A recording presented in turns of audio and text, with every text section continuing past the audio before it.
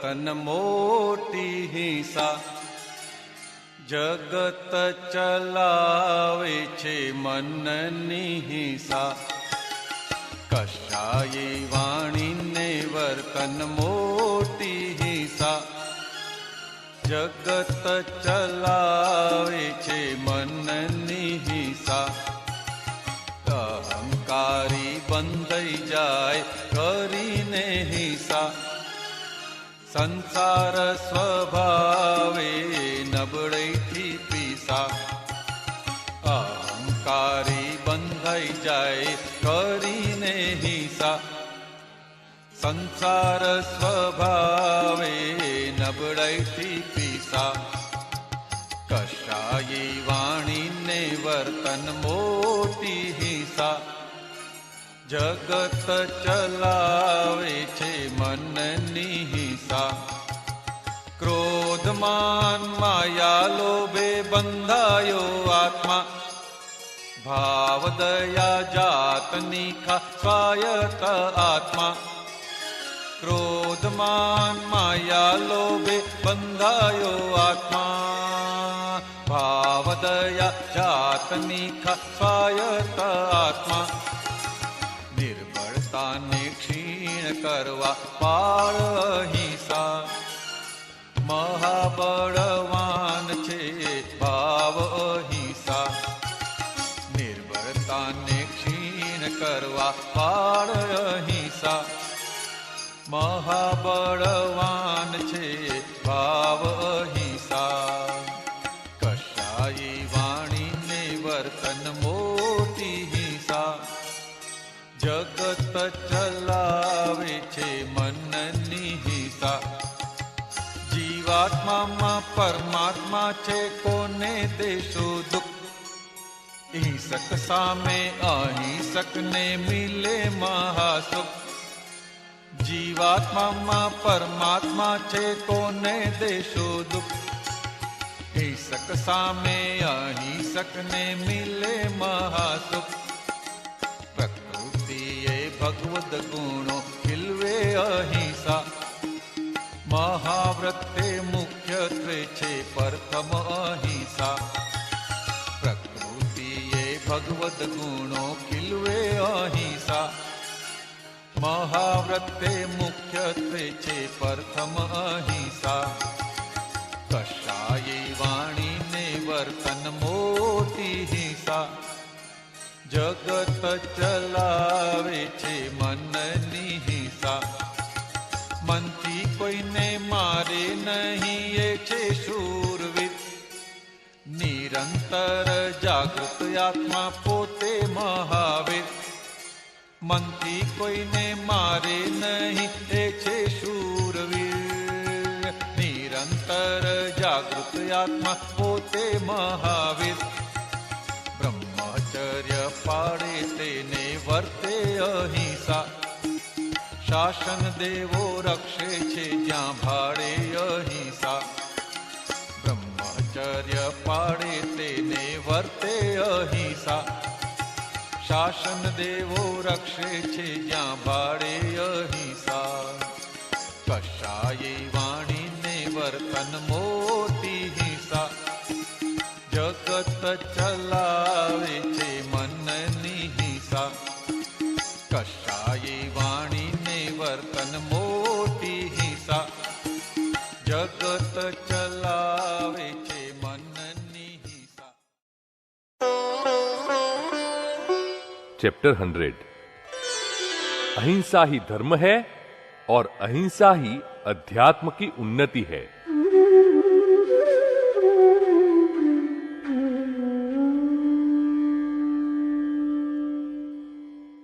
आज हिंसा का वातावरण अपनी पराकाष्ठा पर पहुंच चुका है। हम अज्ञानता से, संयोगों के दबाव से, धर्म के जुनून से मन, वाणी, काया द्वारा हिंसा के सागर में डूब रहे हैं। इस पर भी करुणा तो इस बात पर आती है कि इतना सब होने पर भी हिंसा को हम शहीदी का नाम देते हैं, निर्बलता को सबलता का, भय को निर्भयता का, और मृत्यु को जीवन का नाम देते हैं। आज पूरा विश्व ज्वालामुखी की चोटी पर बैठा हुआ है।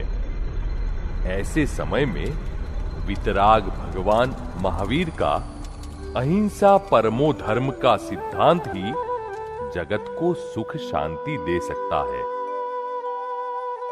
हिंसा तो निर्बलता है। हिंसा में मन वचन काया से निमित्त बनने वाला हमेशा भयभीत रहता है। उसे 24 घंटे हथियार साथ में रखने पड़ते हैं, बॉडीगार्ड रखने पड़ते हैं। अब इसे हम सबलता कहेंगे या निर्बलता? निर्भय मनुष्य ही सबल या बलवान कहलाता है। हिंसा मनुष्य को निर्बल व भयभीत बनाती है। हिंसा दो प्रकार की होती है, द्रव्य हिंसा और भाव हिंसा। छोटे छोटे जीवों को मारना द्रव्य हिंसा कहलाती है। घर में खटमल, कॉकरोच, मच्छर परेशान करें तो हमें कुछ उपाय तो करने ही चाहिए, जैसे साफ सफाई, पोछा वगैरह। इस तरह सफाई का ध्यान रखें ताकि खटमल, कॉकरोच, मच्छर इत्यादि न हो। यदि कॉकरोच हो भी जाए तो उन्हें पकड़कर बाहर दूर कहीं एक तरफ ले जाकर डाल दे, लेकिन उन्हें मारना तो नहीं ही चाहिए। इस जगत में सबसे बड़ी यदि कोई हिंसा है तो वह है कषाय की। क्रोध, मान, माया, लोभ हमें कर्म बंधन में बांध देते हैं और यही भाव हिंसा कहलाती है। यह आत्महिंसा है। इसलिए भगवान ने कहा है कि सबसे पहले तो हमें कषाय न हो ऐसा करे।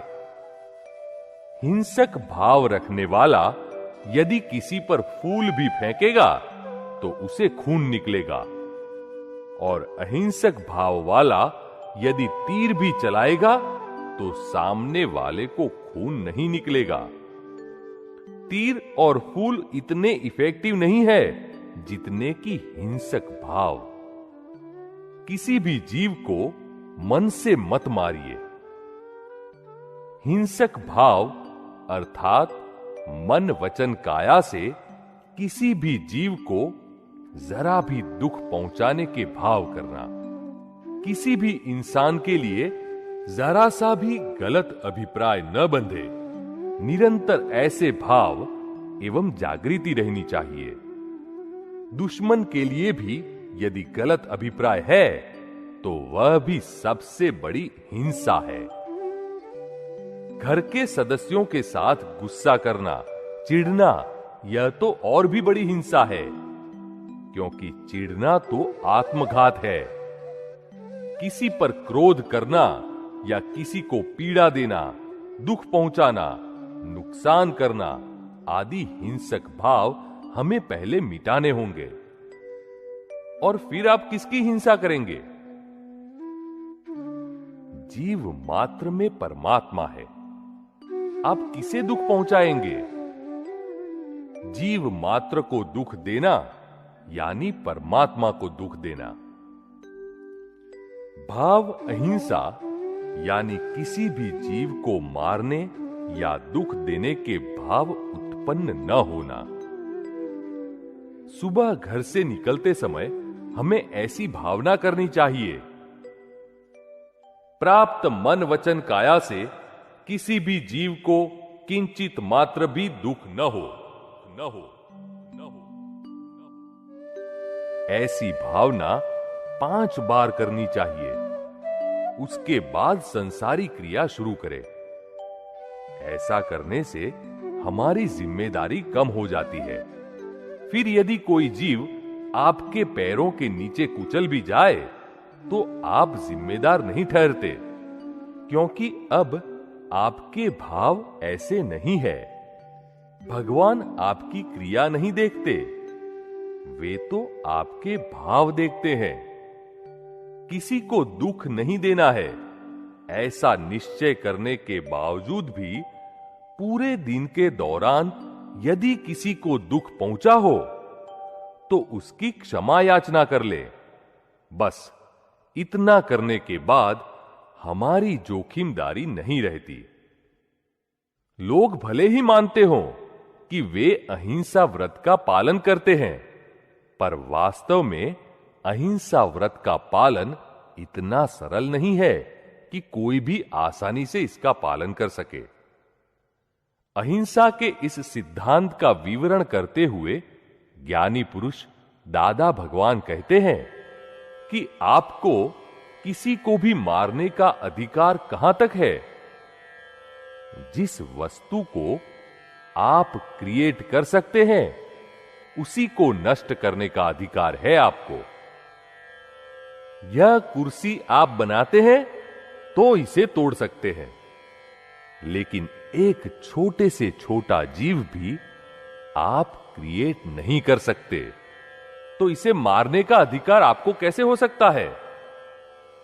यदि आप एक जीव का भी सर्जन कर सकते हैं तो उसका विसर्जन भी कर सकते हैं। कुछ कायदे कानून व न्याय तो होना चाहिए या नहीं? यह तो स्थूल हिंसा की बात हुई। पूरा जगत स्थूल हिंसा को ही हिंसा मानता है, लेकिन सूक्ष्म हिंसा जो क्रोध, मान, माया, लोभ द्वारा होती है उसे तो कोई समझ ही नहीं पाते हैं। किसी भी जीव की हिंसा करनी नहीं है, करवानी नहीं है, और जो कर रहा है उसको अनुमोदन, समर्थन नहीं देना है, तथा मेरे मन, वचन, काया से किसी भी जीव को दुख न हो ऐसी भावना रहती हो तो समझिए कि आप अहिंसक हो गए। यह अहिंसा महाव्रत पूर्ण हुआ कहलाता है। मन में भावना की अर्थात डिसीजन लिया और हमने जो निश्चय किया उस पर कंप्लीट सिंसियर रहे, उसी बात पर अड़िग रहे तो वह महाव्रत कहलाता है। और निश्चय किया पर उस पर अड़िग न रह पाए तो वह अणुव्रत कहलाता है। भगवान महावीर ने ब्रह्मचर्य व्रत को अलग से दिया। एक ही बार के विषय से लाखों जीव मर जाते हैं और उसका हमें दोष लगता है। अतः इच्छा न होते हुए भी इसमें भयंकर हिंसा हो जाती है और रौद्र स्वरूप धारण हो जाता है। अर्थात जब तक संसारी वृत्ति है, स्त्री विषय है, तब तक जीव अहिंसा का घातक है। इस पर भी पर स्त्री तो सबसे बड़ा जोखिम है। पर स्त्री से तो नरक के अधिकारी बन जाते हैं। बस ऐसे लोगों को तो कुछ भी खोजने की जरूरत नहीं, उन्हें तो मनुष्य अवतार फिर से मिलेगा ऐसी भावना या उम्मीद भी रखने की जरूरत नहीं है, क्योंकि पर पुरुष और पर स्त्री ये तो नरक में ले जाने के प्रत्यक्ष कारण है। और फिर खुद के घर में भी कुछ नियम तो होने चाहिए ना। घर में अपनी पत्नी के साथ विषय भोगे उसमें कुछ गलत नहीं है, मगर साथ में यह भी समझना होगा कि विषय से असंख्य जम्स मर जाते हैं। अतः अकारण तो यहां भी यह व्यवहार नहीं होना चाहिए ना। कारण हो तो अलग बात है। वीर्य में जम्स ही होते हैं और वे मानव बीज के होते हैं। अतः हो सके उतना संभल कर व्यवहार करें। यह तो हम आपको संक्षिप्त में कह रहे हैं, बाकी इन बातों का तो कोई अंत नहीं है। सबसे सरल यदि कुछ है तो वह है ज्ञान, और सबसे कठिन कुछ है तो वह है अज्ञान। ज्ञान का छोर है, लेकिन अज्ञान का तो छोर ही नहीं है। ज्ञान की माता समझ है। भगवान ने समझने के लिए कहा था। समझ में आने के बाद वर्तन में अपने आप आ जाता है।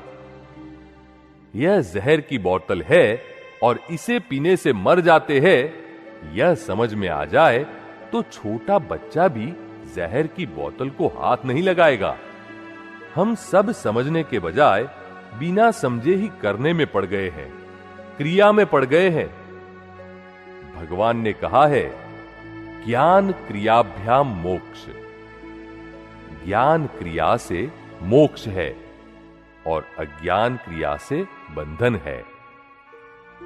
जब तक स्वयं हिंसक है, तब तक हमारी सभी क्रियाएं भी हिंसक ही है।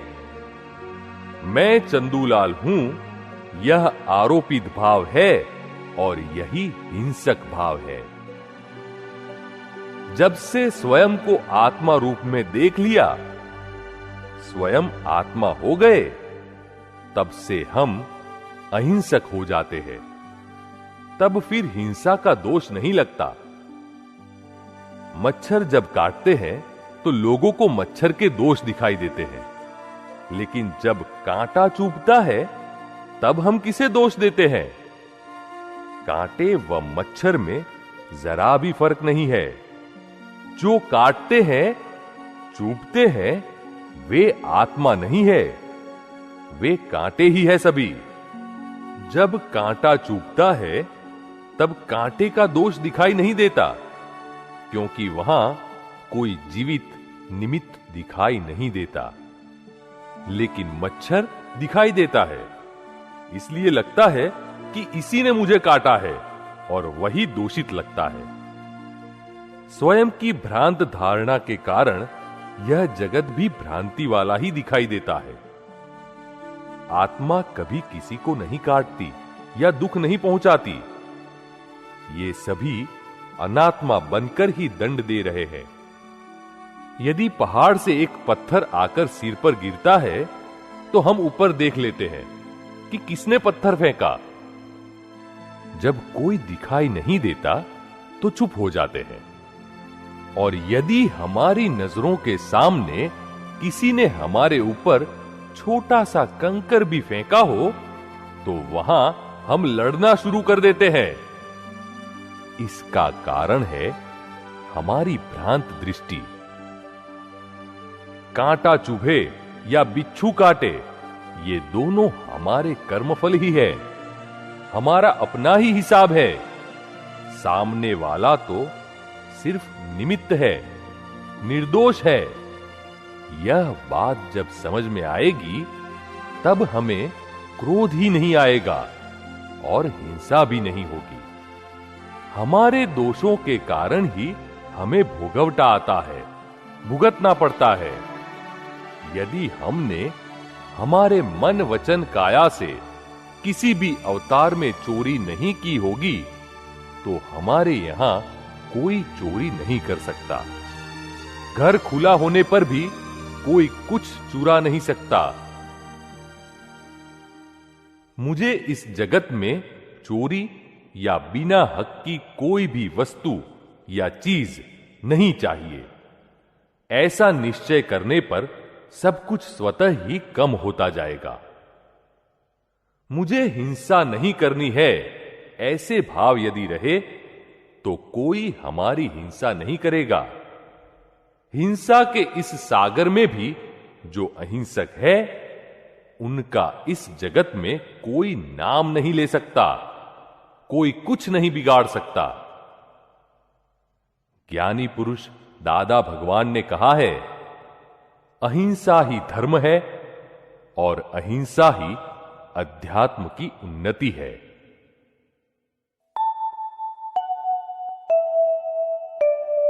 हाइलाइट्स। आप जिसे क्रिएट नहीं कर सकते उसे मार भी नहीं सकते। इस जगत में सबसे बड़ी यदि कोई हिंसा है तो वह है कषाय की। हिंसा तो निर्बलता है। हिंसा में मन वचन काया से निमित्त बनने वाला हमेशा भयभीत रहता है।